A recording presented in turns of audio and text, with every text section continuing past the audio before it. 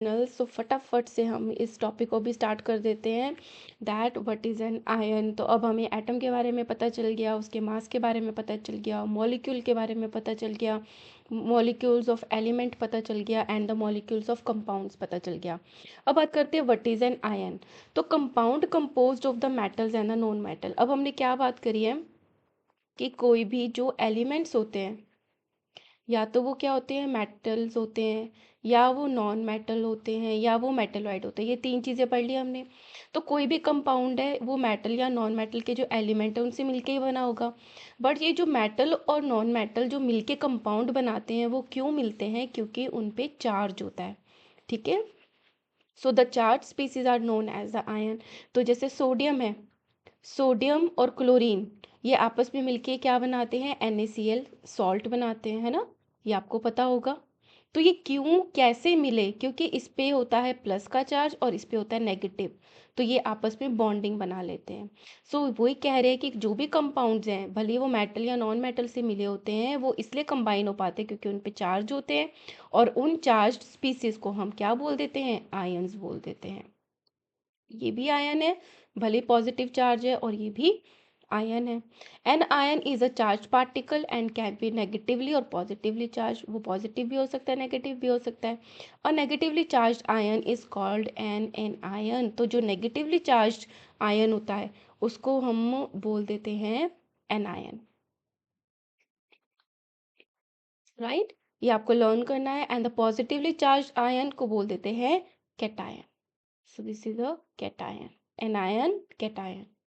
Take for example sodium chloride. वही example है sodium chloride का। This is a sodium chloride. ठीक है, जो हमारा टेबल सॉल्ट होता है। NaCl, its constituents particles are positively charged sodium ion, तो positive charge sodium ion and the negatively charged chloride ions. Correct. Ion में consist of a single charge atom और a group of atoms. अब क्या हो सकता है, ये जो आयन्स है ये एक एटम पे भी कोई चार्ज हो सकता है या बहुत सारे एटम्स का ग्रुप है उसके ऊपर कलेक्टिवली चार्ज है, that have a net charge on them. So a group of the atom carrying a charge is known as a polyatomic ion. Polyatomic क्या था? जिसमें एक से ज़्यादा एटम्स हैं। अब अगर एक से ज़्यादा एटम्स चार्ज्ड हैं तो उनको हम बोल देंगे पॉलीएटॉमिक आयन। सिंपल है ना? So we shall learn more about the information of the ion in the chapter 4 में कैसे बनते हैं वो पढ़ेंगे। अब आती है बात आइकॉनिक सम आयोनिक कंपाउंड्स। कुछ आयोनिक कंपाउंड्स की बात करते हैं। सबसे पहले बात आती है कैल्शियम ऑक्साइड की। फर्स्ट है कैल्शियम ऑक्साइड, इसको लिखते हैं CaO। सो कॉन्स्टिट्यूएंट्स एलिमेंट क्या हो गए? Calcium, this is the Ca, and oxygen, ये दोनों से मिलके क्या बन गया? Calcium oxide. अब रेशियो बाय मास इसका 5:2 कैसे आया? क्योंकि कैल्शियम का जो मास होता है वो होता है 40 रेशियो, ऑक्सीजन का मास होता है 16। अभी तक आपको लर्न हो गया होगा। अब इसकी रेशियो फाइंड करें तो हम 4 के टेबल से कट करें, 4 टाइम्स 40, 4 4 16। अगेन ये डिवाइड हो रहा है 2 के टेबल से, 2 5 10, 2 2 4। क्या आ गई रेशियो? 5:2 आ गई। तो इनके मास के रेशियो है। Second is magnesium sulphide. तो मैग्नीशियम सल्फाइड क्या होता है? MgS। तो जो मैग्नीशियम है उसका एटॉमिक मास होता है 24 और जो सल्फर है उसका एटॉमिक मास होता है 32। अब अगेन हम इसकी रेशियो निकालेंगे, 4 के टेबल से डिवाइड करेंगे, 4 6 24 एंड 4 8 32। अब ये 2 के टेबल से डिवाइड होंगे, 2 3 6 एंड 2 4 8। तो क्या रेशियो आ गया? 3:4। नाउ सोडियम क्लोराइड ये भी आपको अभी तक लर्न हो गया होगा, 3 4 बारी बोल दिया। NaCl। तो सोडियम का जो एटॉमिक मास होता है वो होता है 23 और जो क्लोरीन होता है उसका एटॉमिक मास होता है 35.5। ये भी आप हायर क्लासेस में आपको पता चल जाएगा कि ये डेसिमल में क्यों होता है। तो ये आपस में किसी कॉमन नेम से कटते नहीं है, तो यही इनका क्या हो गया? रेशियो हो गया। तो 23:35.5। करेक्ट। चलो आगे चलते हैं। Writing the chemical formula. अब मैंने केमिकल फॉर्मूला लिखा NaCl, ये यही क्यों लिखा? क्यों यहाँ पे 2 3 1 ऐसा नहीं है, या ये कैसे हमने डिराइव किया इसकी बात करते हैं। Writing the chemical formula. The chemical formula of a compound is a symbolic representation of that composition. अगर मैंने बोला यहाँ पे नमक है, यहाँ पे सॉल्ट है, तो वो कैसे बना हुआ है, वो NaCl है क्योंकि उसमें सोडियम भी है, क्लोरीन भी है। तो ये क्या हो गया, किसी भी कॉम्पोजिशन का, किसी कंपाउंड का ये क्या हो गया, केमिकल फॉर्मूला हो गया। The chemical formula of the different compounds can be written easily. अब डिफरेंट डिफरेंट कंपाउंड्स के डिफरेंट डिफरेंट होते हैं, ठीक है। तो इसके लिए हम क्या करेंगे, for this exercise we need to learn the symbols and the combining capacity of the elements. Combining capacity मतलब कि जैसे NaCl है, सोडियम भी एक है, क्लोरीन भी एक है, तो ये आपस में कंबाइन हो रहे हैं। तो हमें ये कंबाइनिंग कैपेसिटी समझनी पड़ेगी और सिंबल्स भी समझने पड़ेंगे।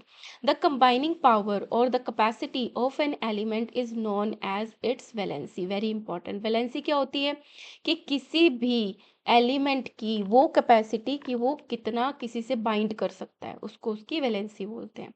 सो valency can be use to find out how the atom of an element will combine with the atom of another element to form a chemical compound। तो इसी वैलेंसी से हम पता लगाते हैं कि कैसे एलिमेंट्स जो हैं, किसी एलिमेंट के जो एटम्स हैं वो दूसरे एलिमेंट के एटम से मिलेंगे, ठीक है। अगर मैं बात करती हूँ, कोई चीज़ है ए, ये तो आपको पता है कि स्टेबल होने के लिए न्यूट्रल होना पड़ता है। उस पे चार्ज है पॉजिटिव, मतलब एक पॉजिटिव है। एक चीज़ है बी, उस पे है एक ही नेगेटिव है, तो वो आपस में इजीली कंबाइन हो सकते हैं, एक दूसरे को न्यूट्रल करके ए बी बना सकते हैं, बना सकते हैं। अब बात करते हैं कि अगर एक चीज़ है ए, पॉजिटिव टू की बात करूं, मतलब इस पे टू है, लेकिन मैं बी एक ही ले लूं, तो क्या होगा, एक पॉजिटिव से तो एक बी कनेक्ट हो गया, बी का माइनस, और एक और जो ए पॉजिटिव है, इस पे जो आयन है एक और, तो उसके लिए हमें एक और बी चाहिए होगा ना, है ना। तो ये ए तो हो गया, पॉजिटिव टू का एक ही लेना पड़ेगा, बट नेगेटिव वाले जो है बी माइनस के, इसके दो लेने पड़ेंगे, तब जाके ये जो ए बी है यह आपस में क्या होगा, न्यूट्रल होगा। तो यही चीज़ बोलती है कि ये क्या है, इनकी वैलेंसी है, कि यहाँ पे ए की वैलेंसी +2 है और इसकी है ओनली -1। तो न्यूट्रल करने के लिए इसको, इसके +2 को न्यूट्रल करने के लिए हमें बी के -1 दो चाहिए होंगे, तभी जाके +2 न्यूट्रल होगा, क्योंकि +2 के अगेंस्ट हमें क्या चाहिए, नेगेटिव का 2 चाहिए होगा। correct। So the valency of the atom of an element can be thought of as hands or the arms of that atom। कि अब हम मान सकते हैं कि किसी एटम के जो वैलेंसी है ना, वो उनके आर्म्स हो गए, हैंड्स हो गए, हैंड शेक करने के लिए। तो यहाँ पे बहुत ही अच्छा और बहुत ही सिंपल एग्जांपल दे रखा है कि जैसे ये ऑक्टोपस है ठीक है, तो उसकी कितनी लेग्स होती है, 8, 1 2 3 4 5 6 7 एंड 8। और कह रहे हैं कि जो ह्यूमन है उनकी कितनी आर्म्स होती हैं, उनकी होती है 2। तो अगर वो इससे हैंडशेक करे तो इस 2 से एक ह्यूमन ने कर ली, इसकी 2 आर्म से दूसरे ह्यूमन ने कर ली, फिर 2 आर्म से तीसरे ह्यूमन ने कर ली, और जो बची हुई 2 आर्म्स है उससे फोर्थ ने कर ली। तो ऑक्टोपस तो एक है, लेकिन ह्यूमन कितने अटैच हो सकते हैं, उसके साथ 4। तो इनकी वैलेंसी क्या हो गई, 4 हो गई, कि ये 4 के साथ अटैच हो सकते हैं। और इनकी वैलेंसी क्या हो गई, 2 हो गई। ह्यूमंस की वैलेंसी हो गई 2 और ऑक्टोपस की वैलेंसी हो गई 4, क्योंकि वो 4 के साथ अटैच हो सकते हैं। So human beings have 2 arms and an octopus has 8। If one octopus has to catch hold of a few people, अभी तो ये देखना है कि कितने पीपल ही अटैच हो सकते हैं, in such a manner that all the 8 arms of the octopus and both arms of all the human are locked। How many humans do you think the octopus can hold? 4, क्योंकि 2 each hold कर सकता है। Represent the octopus with the O। अगर octopus लिख लिया हमने O and the human with the H। Can you write the formula for this combination? Do you get OH4 as the formula? The subscript 4 indicates the number of the human held by the octopus। octopus तो एक है, human कितने चाहिए होंगे, 4। तो हमारा इसका formula क्या बन गया, OH4। ठीक है। सो द सब्सक्रिप्ट, सब्सक्रिप्ट होता है जो ये नीचे लिखा हुआ है, 4 indicates the number of the humans held by the octopus, कि इतने जो ऑक्टोपस है, एक जो ऑक्टोपस है वो इतने ह्यूमंस को होल्ड कर सकता है। सो वैलेंसीज भी यही चीज़ है। The valency of the same some simple and the polyatomic ions are given in table 3.6 में कुछ वैलेंसीज गिवन है। We will learn more about the valencies in the next chapter. तो अभी आपको कोई चिंता करने की ज़रूरत नहीं है कि हमें कैसे लर्न होगा, हम कैसे इसको बार बार मतलब कर पाएंगे या नहीं कर पाएंगे। जब आप इसको यूज़ में लाओगे ना, तो आपको बहुत इजीली अपने आप याद हो जाएगा। तो यहाँ पे क्या दे रखा है, कुछ आयंस दे रखे हैं, जैसे सोडियम है Na+, potassium K+, silver argentum nitricum Ag+, copper 1 Cu+। ये 1 क्यों गिवन है, क्योंकि कॉपर ना 2 की वैलेंसी भी शो करता है कहीं कहीं, जैसे यहाँ पे 2+ गिवन है, तो 1 का क्या मतलब है, इस पे 1 वैलेंसी है, 2 का क्या मतलब है, इस पे 2 की वैलेंसी है। ठीक है, तो ब्रैकेट में शो किया है। Magnesium Mg+2, calcium Mg+2, sorry Ca+2, zinc Zn+2, iron 2, मतलब इस पे 2 की वैलेंसी, ये और भी शो करता है। एल्यूमिनियम +3, आयरन देखो यहाँ पे 2 शो कर रहा है, +2 तो 2 लगाया ब्रैकेट में, रोमन में लिखा है, एंड आयरन जो 3 है वो +3 शो कर रहा है। Hydrogen H+, hydride H-, chloride Cl-, bromide Br-, iodide I-। तो ये आयंस है, ये बात हो रही है नॉन मेटेलिक एटम्स की। ठीक है, ऑक्साइड है O-2, सल्फाइड है S-2, नाइट्राइड N-3, यहाँ पे पॉली एटॉमिक आयंस हैं ये सारे, मतलब एक से ज़्यादा आयंस प्रेजेंट है। अमोनियम हाइड्रोक्साइड है NH4+, सॉरी अमोनियम है NH4+, और हाइड्रोक्साइड है OH-, नाइट्रेट है NO3-, हाइड्रोजन कार्बोनेट है HCO3, मतलब एक से ज़्यादा एटम्स है अलग अलग तरीके से, और उन पे कॉम्बिनेशन में आयन लगा हुआ है, जैसे HCO3, तो इसमें हाइड्रोजन भी है और इस पे कार्बन भी है, ऑक्सीजन भी है, और लेकिन इन पूरे पे एक ही आयन लगा हुआ है, तो ये कैसे हो गए, पॉलीएटॉमिक आयंस हो गए। कार्बोनेट हो गया CO3-2, sulphide SO3-2, sulphate SO4-2, and phosphate PO4-3। ठीक है, होपफुली आपको बहुत अच्छे से समझ में आ रहा है, बहुत सिंपल है अगर समझेंगे। So the rules that you have to follow while writing the chemical formula are as follow. क्या क्या आपको ध्यान रखना होगा, the valencies of the charges on the ion must be balance, कि उसको हमें बैलेंस करना पड़ेगा, कि जैसे ऑक्टोपस ने ह्यूमंस और आपस में बैलेंस कर दिया, कि जितनों से ऑक्टोपस जुड़ सकता था उतने ही ह्यूमंस आए, तो ये होता है बैलेंस करना, तो कि हमें जो फॉर्मूला है वो आपस में बैलेंस होना चाहिए।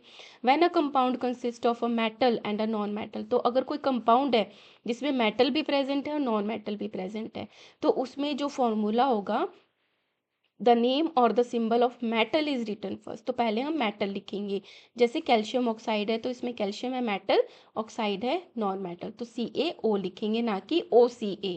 कैसे लिखेंगे, करेक्ट चीज़ है, पहले मेटल फिर non metal. Sodium chloride, sodium लिखेंगे मेटल, क्लोरीन है नॉन मेटल तो NaCl।